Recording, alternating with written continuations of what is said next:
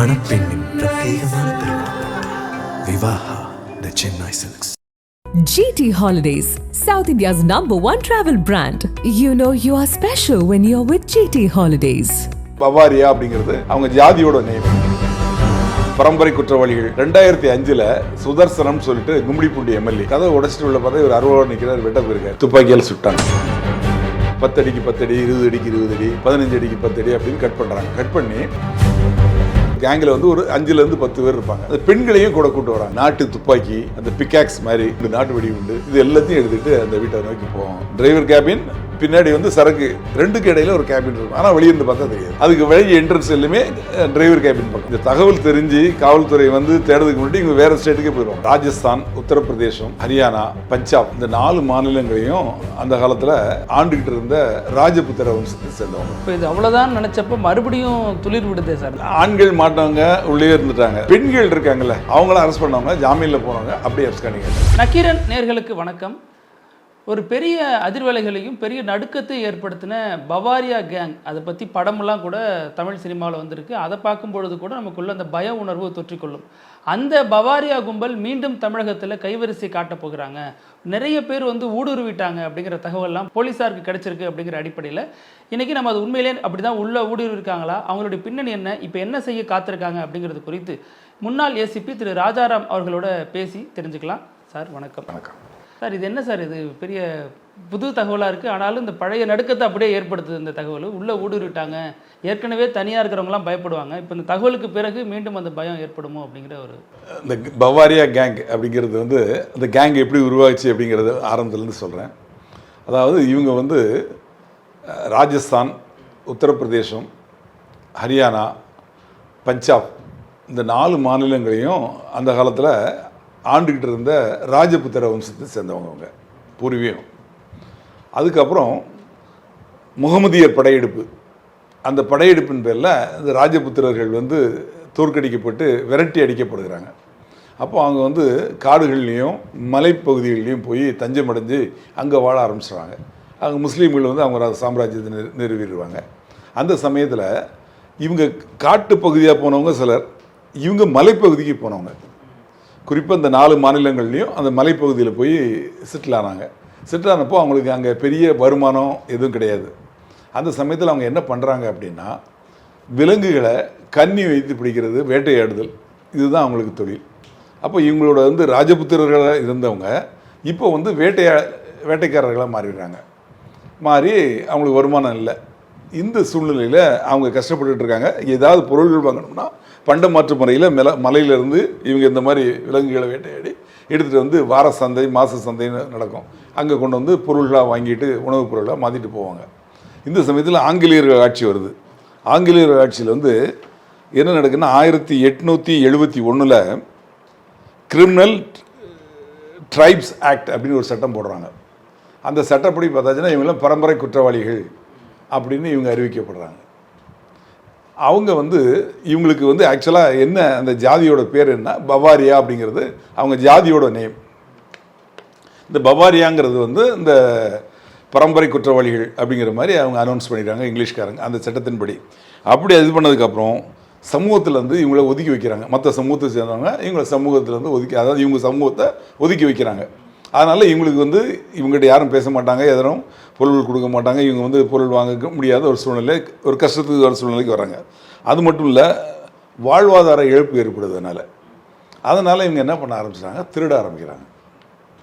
அந்த திருட்டு தொழில்ங்கிறது அவங்களுக்கு வந்து அப்போ தான் வந்து அதில் இறங்க ஆரம்பிக்கிறாங்க. இவர் வழி இல்லை, அதனால் அந்த சூழ்நிலைக்கு இறங்குறாங்க. அந்த சமயத்தில் இந்த மொசைக் டெயில்ஸ் அப்படின்னு சொல்கிறோம் இல்லையா, அந்த மொசைக் மலைகள், அங்கே இருக்க நிறைய மலைகள், இவங்க மலை பகுதியில் தான் இருக்காங்க, மலைக்கு மேலே தான் இருக்காங்க சொல்ல போனால். அந்த மலைகளில் வந்து இந்த மொசைக் அப்படிங்கிறத, அதாவது தரையில் பாகக்கூடிய அந்த கல் வந்து கிடைக்கிது அப்படின்னு தெரியுது. அப்போ என்ன பண்ணுறாங்க, பெரிய பெரிய கம்பெனிங்க வந்து அதை பழமாக வெட்டுறாங்க, வெட்டி சைஸ் பண்ணுறாங்க. சைஸ் பண்ணி பெரிய சைஸில் 10 அடிக்கு 10 அடி, 20 அடிக்கு 20 அடி, 15 அடிக்கு 10 அடி அப்படின்னு கட் பண்ணுறாங்க. கட் பண்ணி இந்தியா முழுக்க அதை அனுப்புகிறாங்க. ஆக அந்த மலையை கட் பண்ணி அதை சைஸ் பண்ணி அனுப்பக்கூடிய அந்த டைல்ஸ் மாதிரி அனுப்புகிறாங்க இல்லையா, அதை எடுத்துகிட்டு போகிறதுக்கு லாரி வேணும். அப்போ பெரிய பெரிய லாரிகள், அந்த லாரிகளில் டிரைவராகவும் கிளீனராகவும் இவங்க போகிறாங்க. அங்கேருந்து கிளம்புனாங்கன்னா இப்போ உதாரணத்தை எடுத்துங்க, ராஜஸ்தான்லேருந்து தமிழ்நாட்டுக்கு வராங்க, சென்னைக்கு வராங்கன்னு வச்சுங்க. அங்கேருந்து அவங்க வர்றதுக்கு கிட்டத்தட்ட 1 வாரம் ஆகும். இந்த 1 வாரத்துக்கு அவங்களுக்கு தேவையான உணவு மற்றதெல்லாம் தேவைப்படுது. அதுக்காக என்ன பண்ணுறாங்க, அந்த லாரிகளிலே டிரைவர் கேபினுக்கும் லாரிக்கும் இடையில ஒரு சின்ன கேபின் ரெடி பண்ணிடுறாங்க. அதில் வந்து இவங்க குடும்ப பெண்களை, இப்போ 4 பேர் 5 பேர், இந்த கேங்கில் வந்து ஒரு 5லேருந்து 10 பேர் இருப்பாங்க. அந்த பெண்களையும் கூட கூப்பிட்டு வராங்க, சமைக்கக்கூடிய பொருளையும் எடுத்துகிட்டு வராங்க, ஸ்டவ்வு மற்றதெல்லாம் எடுத்துகிட்டு வராங்க. இவங்க அங்கேருந்து வரையில் எங்கேயாவது ஒரு இடத்துல நிறுத்தி சமையல் பண்ணி சாப்பிட்டுட்டு அதுக்கப்புறம் தொடர்ந்து வராங்க. அப்படி வரையில் மாறி மாறி அந்த டிரைவருங்க கிளீனருக்கு மாறி மாறி ஓட்டுறாங்க. இங்கே வந்து சேர்ந்துடுறாங்க. வந்து சேர்ந்ததுக்கப்புறம் எந்த இடத்துல கொண்டு இறக்கணுமோ அந்த இடத்துல இறக்கிடுவாங்க. இறக்குறதுக்கப்புறம் இவங்களுக்கு அடுத்த லோடு கிடைக்கணும். அது ராஜஸ்தானுக்கே கிடைக்கும்னாலும் கிடைக்காது, சில சமயத்தில் கிடைக்கலாம். இங்கேருந்து மெட்ராஸில் இருந்து உத்தரப்பிரதேசத்துக்கு கிடைக்கலாம், கல்கட்டாவுக்கு கிடைக்கலாம், பாம்பேக்கு கிடைக்கலாம். எந்த லோடு கிடைக்குதோ அந்த லோடை எதிர்த்து திருப்பி அங்கே போவாங்க. அந்த லோடு இவங்களுக்கு கிடைக்கிற வரைக்கும், இவங்களோட லாரியோட கெப்பாசிட்டியை பொறுத்த வரைக்கும் அது வரைக்கும் இங்கே தான் இருப்பாங்க. அது 1 வாரம் ஆகலாம், 10 நாள் கூட ஆகலாம். அப்போ என்ன பண்ணிடுவாங்க, சிட்டிக்குள்ளே வண்டியை நிறுத்த முடியாதனால சிட்டிக்கு அவுட்டரில் வண்டியை நிறுத்திடுவாங்க. எங்கேயாவது ஒரு மரத்தோரத்தில் ஹைவேஸை ஒட்டி நிறுத்திட்டு அங்கேயே பொங்கி சாப்பிட்டு, பெண்கள் தான் இருக்காங்களா சமைச்சு கொடுக்குறதுக்கு, சாப்பிட்டு அங்கேயே இருப்பாங்க. லோடு கிடச்சதுக்கப்புறமா லோடு ஏற்றிட்டு போவாங்க. இதுக்கு இடையில் இந்த பெண்கள் என்ன பண்ணுவாங்க அப்படின்னா, 2-3 பெண்கள் இப்படி 4-5 பேர் இருப்பாங்க. அதில் 2-3 பேர் சேர்ந்து அங்கே அக்கம் பக்கத்தில் இருக்க வீடுகளை நோட்டம் விடுவாங்க. அதில் பெரிய பணக்கார வீடு, பங்களா மாதிரி வீடு, அதுதான் எங்களோட டார்கெட். நேஷ்னல் ஹைவேஸ் இல்லை ஹைவேஸ் அதை ஒட்டி இருக்கக்கூடிய பெரிய வீடு. அந்த வீடுகளில் போய் பிச்சை கேட்குற மாதிரி கேட்பாங்க. அவங்க இருக்கிறவங்களும் என்ன பண்ணுவாங்க, பார்த்து ஏதோ கஷ்ட பெண்கள் வந்து கேட்குறாங்கன்னு சொல்லுவாங்க. அப்போது ஒருத்தர் பேச்சு கொடுத்துட்டு இருப்பாங்க, இன்னொருத்தர் நோட் பண்ணுவாங்க. அந்த வீட்டுக்கு எந்த பக்கம் வழி இருக்குது, மேலே வழி இருக்கா, எத்தனை பேர் இருக்காங்க என்னங்கிறதெல்லாம் நோட் பண்ணிவிட்டு வந்து அந்த வீடு வந்து கொள்ளையடிக்கு சரியான வீடு தானா அப்படிங்கிறத பார்த்துட்டு ஒரு கறிக்கட்டை எடுத்து அந்த வீட்டுக்கு முன்னால் ஒரு மார்க் போட்டு வந்துடுவாங்க. வந்துட்டு இவங்ககிட்ட வந்து சொல்லிடுவாங்க. இதில் ஒரு ஆள் போய் இருட்டினதுக்கப்புறமா அந்த பக்கமாக போய் பார்த்துட்டு வந்துடுவான், அந்த டோப்போகிராஃபி வீட்டோட இது எப்படி இருக்குன்னு. இவங்க தேர்ந்தெடுக்கிறது வந்து ஒன்று அமாவாசை, இல்லை அப்படின்னா நல்ல இருட்டு நைட்டில், மிட் நைட்டுக்கு மேலே. அப்போ வந்து இந்த ஆண்கள் மட்டும் அந்த ரூம் மாதிரி உள்ளே வச்சுருக்காங்க லாரியில், அதில் வந்து கடப்பாரை, நாட்டு துப்பாக்கி, அந்த பிக்காக்ஸ் மாதிரி உடைக்கிறதுக்கு இது எல்லாத்தையும் எடுத்துகிட்டு, வெடிகுண்டு, நாட்டு வெடிகுண்டு, இது எல்லாத்தையும் எடுத்துகிட்டு அந்த வீட்டை நோக்கி போவாங்க. போகையில் அந்த வீட்டை கவர் பண்ணிடுவாங்க. முன்பக்கமாக இருந்து ஒரு 2 பேர் உடைப்பாங்க. மேலே போய் பின்பக்கம் வழி இருந்தால் பின்பக்க கதவையும் உடைப்பாங்க ஒரு டீம். மேலே மாடியில் ஏறி மொட்டை மாடியில் கதவு இருந்தால் அதை ஒரு 2 பேர் போய் உடைப்பாங்க. இந்த உடைக்கையில் அந்த வீட்டுக்குள்ளே இருக்கவங்க 4 பக்கம் கவனம் சிறந்து போகுது இல்லை, அங்கே கீழ்ப்பக்கத்தை உடைக்கிறாங்கன்னா அங்கே ஒருத்தர் ஓடுவாங்க, மேலே பார்த்தா அங்கே ஒருத்தர் ஓடுவாங்க. ஆக அவங்களோட டீம் கம்மியாகிடுது ஸ்ட்ரென்த்து. உடனே இவங்க அதை உடைச்சி உள்ளே போனோடனே அவங்க எதிர்த்தாங்கன்னா உடனே சுட்டுருவாங்க, இல்லைன்னா அடித்து கொண்டுடுவாங்க. கொண்டுட்டு உள்ளே போய் மற்றவங்க எதுக்கு அவங்கள கெட்டி ஒரு ரூமில் போட்டுட்டு உள்ளே இருக்கிற நகைகளை கொள்ளையடிச்சு போயிடுவாங்க. நகை, பணம், வெள்ளி, இதுதான் எங்களோட இது. எடுத்துகிட்டு குயிக்காக அந்த இடத்த விட்டு வந்து லாரி எடுத்துகிட்டு கிளம்பிடுவாங்க. இதுக்கு இடையில் லாரியில் லோடு எல்லாம் ரெடி பண்ணி வச்சுட்டு தான் இந்த அஃபென்ஸை பண்ணுவாங்க. அஃபென்ஸ் பண்ணதுக்கப்புறம் அங்கே 1 நிமிஷம் கூட அங்கே இருக்க மாட்டாங்க, அந்த ஸ்டேட்டை விட்டே கிளம்பிடுவாங்க, அந்த ஏரியா இந்த ஹைவேஸில் கிளம்பி போயிடுவாங்க. இந்த தகவல் தெரிஞ்சு காவல்துறை வந்து தேடுறதுக்கு முன்னாடி இவங்க வேறு ஸ்டேட்டுக்கே போயிடுவாங்க. நம்ம ஊரில் சார் 95லேருந்து 2005 காலகட்டத்துக்குள்ளே ரொம்ப பீக்கில் இருந்துச்சு. அப்போ தமிழக அரசியல் பிரபலங்களும் அதில் சிக்கியிருக்காங்க. அதை அரசியல் ரீதியாக தாண்டி தமிழக அரசுக்கும் இது பெரிய சிக்கலை ஏற்படுத்துனுச்சு. சட்டம் ஒழுங்கு சரியில்லையோ அப்படிங்கிற மாதிரிலாம் பிரச்சனையானுச்சு. அதில் கூட சில பிரமுகர்கள்லாம் சிக்கியிருந்தாங்க. இதில் என்னென்னா தமிழ்நாடு ஸ்டேட் மட்டுமல்ல, இவங்க எல்லா ஸ்டேட்லேயும் பண்ணியிருக்காங்க. இதில் வந்து என்னென்னா நம்ம தமிழ்நாடு காவல்துறை வந்து எங்கெல்லாம் நிற்குதோ எங்கெல்லாம் போகிறாங்களோ அந்த எல்லா ஊர்லேயும் எல்லா ஸ்டேட்லேயும் பண்ணியிருக்காங்க. இப்போ தமிழ்நாட்டில் நீங்கள் சொன்னீங்களா 1995 ஃபஸ்ட்டு கேஸு, 2005 சுதர்சனம்னு சொல்லிட்டு கும்மிடிப்பூண்டி எம்எல்ஏ, ஏடிஎம்கே எம்எல்ஏ, அவரை கொலை பண்ணுறாங்க. அவர் வீட்டை அட்டாக் பண்ணி அவர் போய் ஓப்பன் பண்ண போகல. கொலை பண்ணணும்னு நோக்கமாக பண்ணாங்களா அல்லது நீங்கள் சொன்ன மாதிரி தட்டி கேட்குறப்ப கொள்ளையடிக்கு தான் அவங்களோட நோக்கம் வந்து கொள்ளை தான். அந்த ஆமாம், கொலைங்கிறது கிடையாது. ஆனால் யாராவது தடுத்தாங்க அப்படின்னா அவங்களை கொலை பண்ணிடுவாங்க. இப்போ இந்த 10 ஆண்டுகளில் 1995 2005 வரைக்கும் 10 ஆண்டுகளில் தமிழ்நாட்டில் 24 கொள்ளைகள் நடிச்சிருக்கேன் தமிழ்நாட்டில் மட்டும். அதில் 13 கொலைகள், 13 பேர் இறந்து போயிருக்காங்க. அதில் இவர் எம்எல்ஏ இருந்தது தான் கடைசி.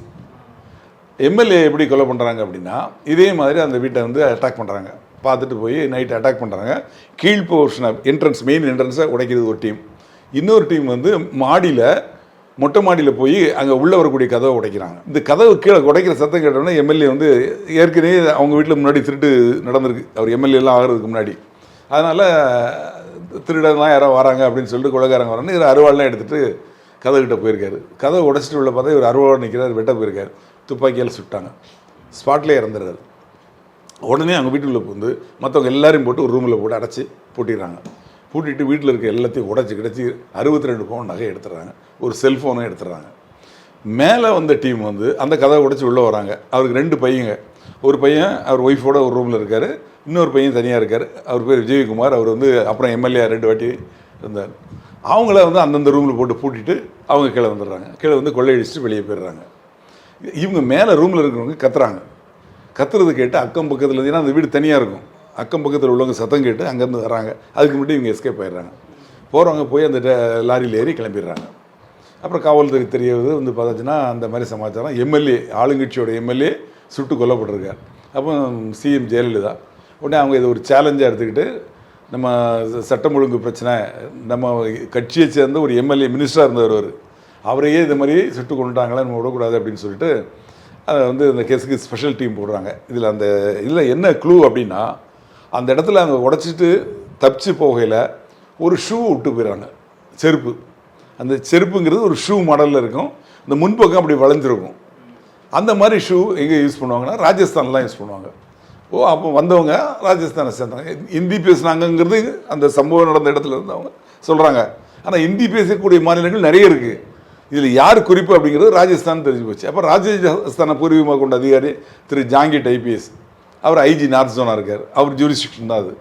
உடனே என்ன பண்ணுறாங்க, அவங்க டீம், அவங்க தலைமையில் ஒரு 10 படைகள், தனிப்படைகள் அமைச்சு இவங்களை விசாரிக்க சொல்லி அனுப்புகிறாங்க. இதுக்கிடையில் இவங்க வந்து டீம்லேருந்து கிளம்பி அங்கே போகிறாங்க ராஜஸ்தானுக்கு. செல்ஃபோனை திருடிட்டு போனாங்களா, அந்த செல்ஃபோனை அங்கே கொண்டு போய் விற்றுட்டாங்க. விற்ற ஃபோனில் வேற ஒரு கார்டு, சிம் கார்டு போட்டிருக்காங்க. அந்த ஃபோனோட ஐஎம்இ நம்பரை வச்சு அது லொக்கேஷன் எங்கேன்னு யார்கிட்ட இருக்குன்னு தெரிஞ்சு போச்சு. இப்போ யார் நம்பரில் யார் கார்டு ஐடி இது கொடுத்துருக்காங்களோ, ஐடி கொடுத்து வாங்கியிருக்காங்கன்னு கண்டுபிடிச்சிட்டாங்க. அப்புறம் நம்ம அங்கேருந்து ஐஜி டீம் போகிறவங்க, அங்கே டிஜிபி எல்லாம் பார்த்து இவங்க பேட்ச்மேட் தான் இருக்காங்க, அவங்ககிட்ட சொல்லி அப்போ அவங்களுக்கு தெரிஞ்சு போச்சு இது இந்த பவாரியா கேங்கு. இந்த கேங்கு எப்படின்னா, ஒரே சமயத்தில் நிறைய பேர் நிறைய இடத்துக்கு போயிருப்பாங்க. ஒரு லாரி போகுதுன்னா அது ஒரு கேங்கு, இது மாதிரி 10 லாரி போச்சுன்னா 10 கேங்கு. அப்போ இவங்க யார் போனது, தமிழ்நாட்டுக்கு போனது யார், இந்த சம்பவத்தை செஞ்சது யார் அப்படிங்கிறது வந்து அவங்க எப்படி துல்லியமாக கண்டுபிடிக்கிறாங்க அப்படின்னா, அந்த ஐஎம்பி நம்பரை வச்சு தான் அவங்கள பிடிக்கிறாங்க. பிடிச்ச உடனே யார் கொடுத்தா அவங்களுக்கு அப்படின்னப்புறம் என்ன யார் கொடுத்தாங்கன்னா, அவங்க யார் கொடுத்தான்னு போய் பார்த்தாச்சு. கடைசியில் இந்த டீம் பார்த்தா இங்கே இல்லை, யூபியில் இருக்காங்க. ஆமாம். அப்புறம் நம்ம டீம் அங்கே போய் யூபியில் போய் பிடிக்கிறாங்க. பிடிக்கல, என்கவுண்டரில் 2 பேரை சுட்டு கொண்டுறாங்க. மற்றவங்களாம் அரெஸ்ட் பண்ணி கொண்டு வந்துடுறாங்க. லேடிஸையும் கூட அரெஸ்ட் பண்ணி கொண்டு வந்துடுறாங்க. கொண்டு வந்து அந்த கேஸை, மற்ற கேஸுகள் எல்லா கேஸ்லையுமே சேர்ந்து இவங்க தான் சம்மந்தப்பட்டிருக்காங்கன்னு சொல்லி ரிமாண்ட் பண்ணுறாங்க. அதில் வந்து 3 பேருக்கு ஆயுள் தண்டனை கொடுத்துட்டாங்க. அந்த கேங்கோட தலைவன் அவன் வந்து அவனையும் பிடிச்சிடுறாங்க. அவனோட தம்பி லட்சுமணன் அவனையும் பிடிச்சிடுறாங்க. தம்பி அந்த இவன் வந்து தலைவரை வந்து ஜெயிலில் இருக்கையிலேயே உடம்பு சரியில்லாமல் இறந்து போயிடுறான். மற்ற 4 பேருக்கு இந்த எம்எல்ஏ கேங்கில் இப்போ கடந்த நவம்பர் மாதத்தில் கன்விக்ஷன் கொடுத்தாங்க கோர்ட்டில். இப்போ இது அவ்வளோதான் நினச்சப்போ மறுபடியும் துளிர் விடுதே சார் இந்த பிரச்சனை. இதில் என்ன பிரச்சனை அப்படின்னா, ஆண்கள் மாட்டவங்க உள்ளே இருந்துட்டாங்க. அந்த ஹோமா அப்படிங்கிறவன் தான் தலைவர், அவன் இறந்து போயிட்டான். அவனோட தம்பிலாம் அவ்வளோதான் இருக்காங்க, கன்விக்ஷன் ஆயிடுச்சு. இந்த பெண்கள் இருக்காங்கல்ல, அவங்களும் இதில் உதவி பண்ணியிருக்காங்க. இங்கே அவங்க போய் பார்த்துட்டு வர்றது அவங்க தான். அப்புறம் அந்த நகைகளெல்லாம் போய் டிஸ்போசல் பண்ணுறது மற்ற எல்லாமே பண்ணியிருக்காங்க. அவங்கள அரெஸ்ட் பண்ணவங்க ஜாமீனில் போனவங்க அப்படியே எப்ஸ்காண்டிங் ஆகிட்டாங்க. இப்போ அவங்களுக்கு வாரண்ட்டு 13 பேருக்கு என்னமோ வாரண்ட் இருக்குது. இது நம்ம தமிழ்நாடு கேஸை மட்டும். ஆனால் இந்த கேங்கு இதோட திருந்தலை.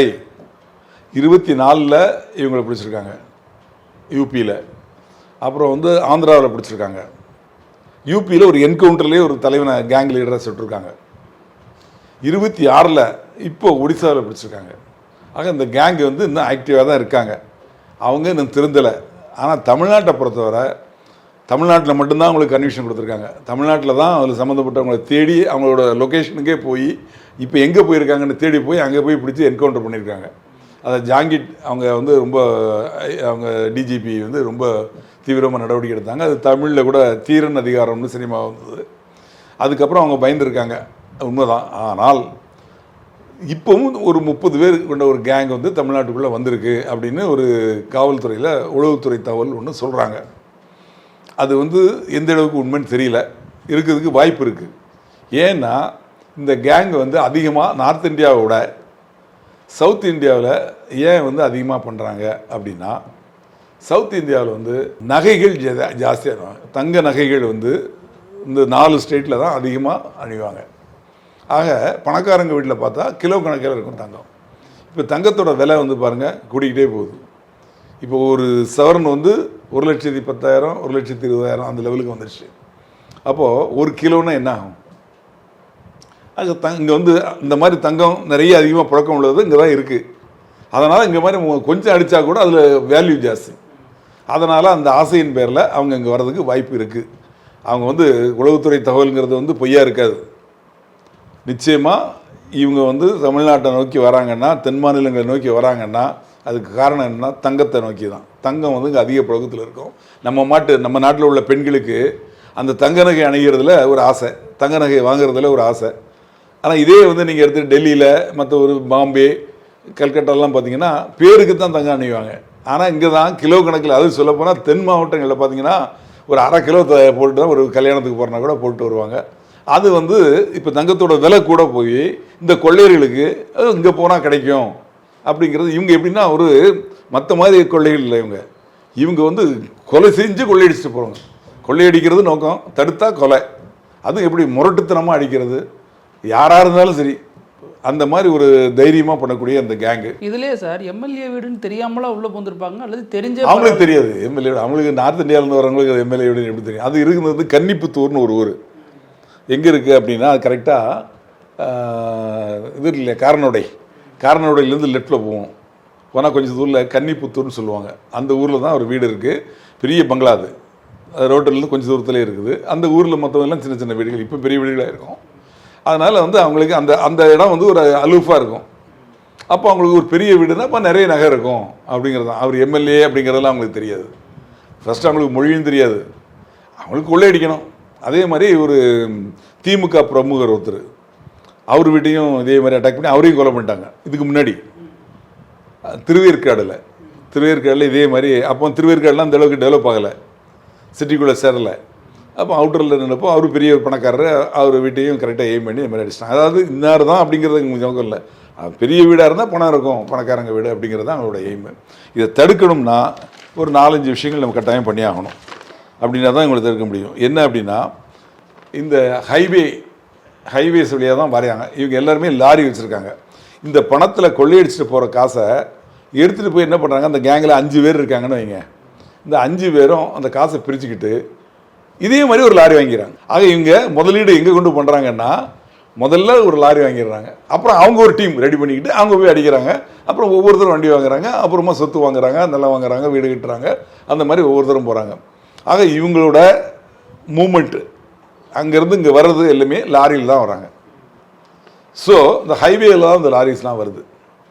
அப்போ ஹைவேஸில் வரக்கூடிய இந்த லாரிகளை கண்காணிக்கணும். ஹைவேல பெட்ரோல் நிறைய இருக்கணும், பெட்ரோலிங், அதாவது பெட்ரோல் வெஹிக்கிள்ஸ் இருக்கு இல்லையா, அந்த மூவ்மெண்ட் நிறைய இருக்கணும். சந்தேகப்படக்கூடிய வண்டிகளை நிறுத்தி செக் பண்ணணும்.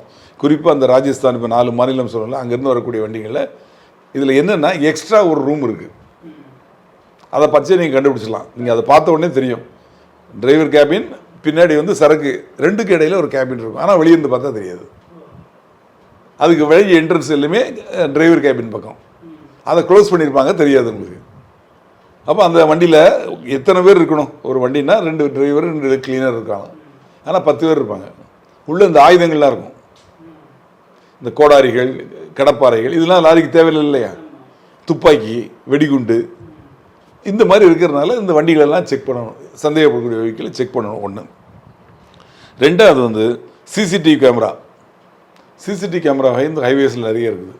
அதில் வந்து ஏதாவது ஒரு வண்டி இவங்க சந்தேகப்படுற மாதிரி வண்டி நிறுத்தி வரலைன்னா நெக்ஸ்ட்டு அடுத்த எங்களுக்கு தகவல் சொல்லி, அந்த இது மூலமாக வாக்கி டாக்கி மூலமாக சொல்லி, இல்லைன்னா அடுத்த ஸ்டேட்டுக்குன்னா அவங்களுக்கு தகவல் சொல்லி, இந்த ஸ்டேட்லேருந்து அந்த ஸ்டேட்டுக்கு சொல்லி அவங்கள நிறுத்தி செக் பண்ணணும். செக் பண்ணி பார்த்தா இது மாதிரி இவங்க வராங்க போகிறாங்கங்கிறத கண்டுபிடிச்சிடலாம். அது போக இவங்க ஏற்கனவே பிடிப்பட்டவங்க, கேஸ் இருக்கிறவங்களாம் பிடிப்பட்டவங்க தான். அவங்களுக்கு வாரண்ட் இருக்குது. நான் சொன்னல, தமிழ்நாட்டிலே 9 பேருக்கு வாரண்ட் இருக்குது. இது மாதிரி எல்லா இடத்துலையுமே வாரண்ட் இருக்குது.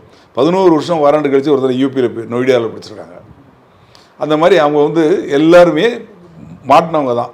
அப்போ அவங்களோட கைரேகை இருக்கும், அவங்களோட ஃபோட்டோ இருக்கும்.